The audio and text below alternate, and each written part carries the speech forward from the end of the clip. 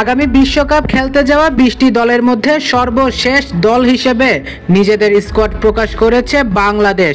এরপর স্কোয়াডে মেহেদী মিরাজ ও সাইফুদ্দিনকে দেখতে না পেয়ে ভক্তদের মনে জেগেছে প্রশ্ন। অনেকেরই অনেক অভিযোগ, কেন সাইফুদ্দিনের পরিবর্তে তানজিম সাকিবকে নেওয়া হলো, আর কেনই বা স্কোয়াডে জায়গা হয়নি মেহেদী হাসান মিরাজের।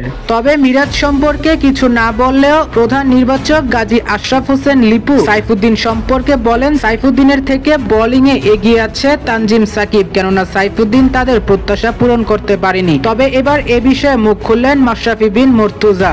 সাবেক এই টাইগার কাপ্তান বলেন, তামিম ইকবালের মতো বাংলাদেশের দুইজন অবহেলিত প্লেয়ার রয়েছে, তারা সাইফুদ্দিন ও মিরাজ। শুধু এতে চুপ থাকেননি তিনি, রীতিমতো বিসিবিকে ধুয়েই দিয়েছেন।